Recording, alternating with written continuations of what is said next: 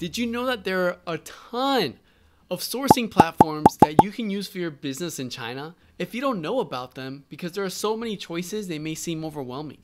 In this video, I'm going to be explaining the benefits and also the not so good side of each platform so that you can decide which one to use for your business. If you stay until the end of the video, I will show you how to pay on some of these platforms without an Alipay or WeChat Pay. Let's get started. Let's make sourcing easy. Now, as I mentioned, there are a ton of platforms, but I'll break it down into two separate groups. The first is Ant Group, which is like the Alipay side and what they're familiar with. And the second is Tencent, which is the WeChat side. So with the Alipay group, you have Taobao, Xianyu, 1688, AliExpress, and Alibaba. With the Tencent and third-party side, you have Pinduoduo, Zhuan Zhuan, Jingdong, and Weidian. So let's get into the Ant Group side first, because this may be what you're most familiar with just from reading the news or reading articles or hearing people talk about drop shipping and e-com. The first one is Xianyu.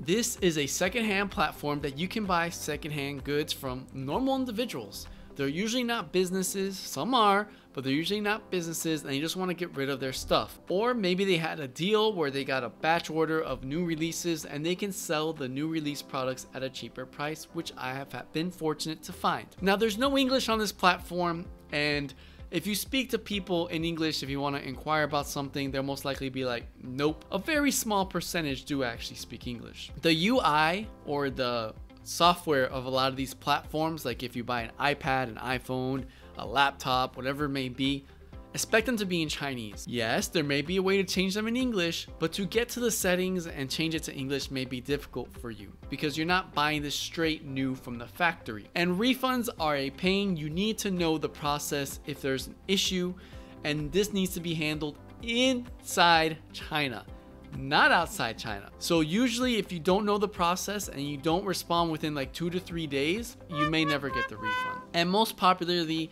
this platform mainly accepts Alipay as a payment processor. Then you have 1688.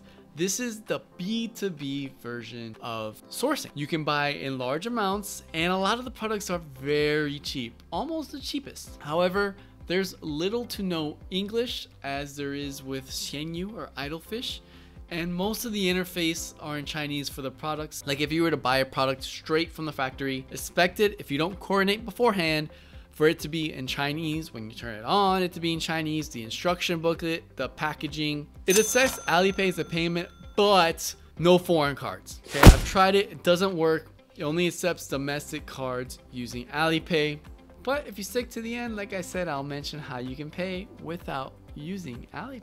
Then you have what most may be familiar with is Taobao. This is more of a B2C platform. This can be a mix between secondhand and new, and it's relatively cheap with a lot of services. I mean, they can provide a lot of services. Now, granted, this is a B2C, so there'll be no like MOQ requirements or nothing like that. You can usually buy onesies and twosies. There's no English on the website unless you use like Google Chrome and Google Translate, or if you use a third party like Baopals, which is made just for expats in China. But other than that, everything is in Chinese. You may be able to get everything in English if you request so beforehand, or if the description of the product says everything is in English.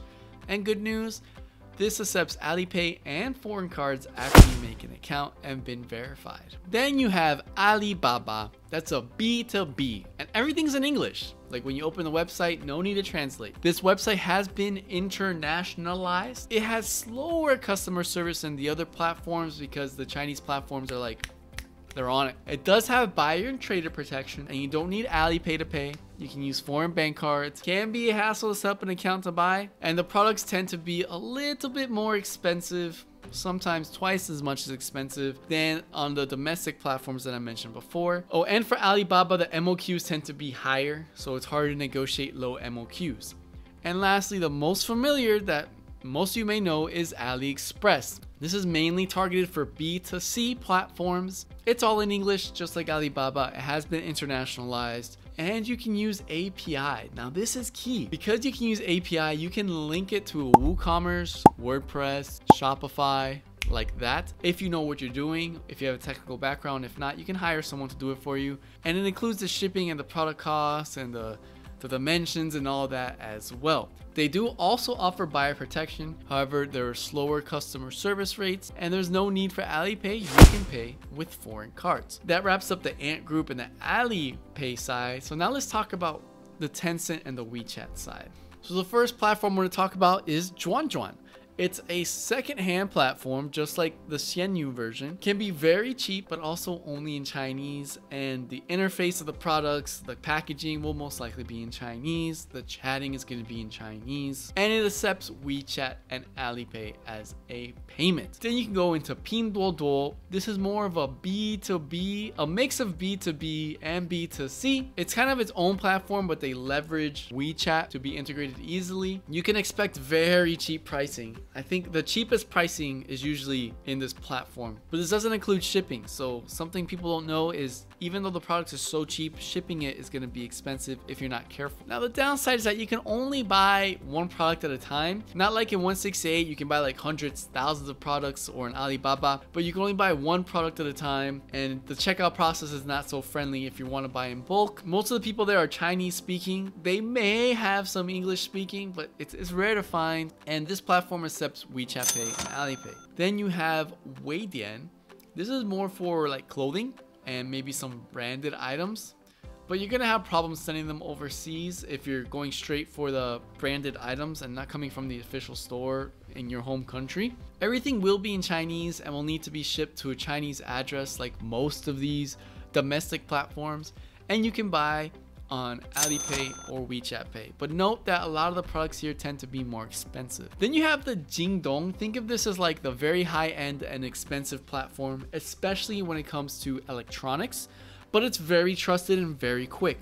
One thing I like about Jingdong is that the delivery is very fast. There's different options. You can do 1 or 2 day delivery, or you can do same day delivery. Like if you order something in the morning, it will be at your house in the afternoon. Now, from what I know is that this platform only accepts WeChat Pay. It may accept Alipay in the future. And that's about it for the Tencent part. They don't really have a strong B2B platform like you expect with Alibaba and 1688.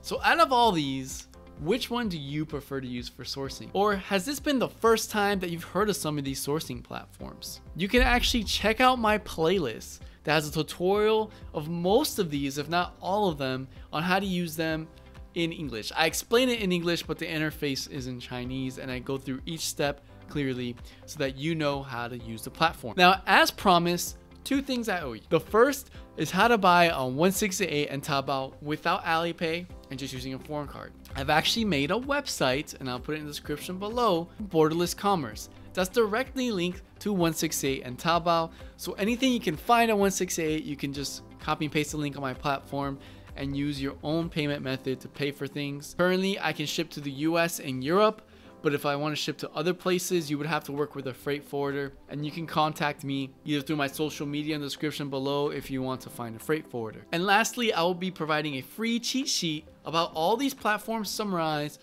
and you can download it down in the description below. If you like hearing weekly content about sourcing from China and how you can improve your business when it comes to the products, when it comes to shipping, when it comes to inspection and all that, and setting up your online store, consider subscribing to my channel. Like this video if you found value, and I'd appreciate it if you shared it too. Thanks for watching till the end, and like I say, let's make sourcing easy.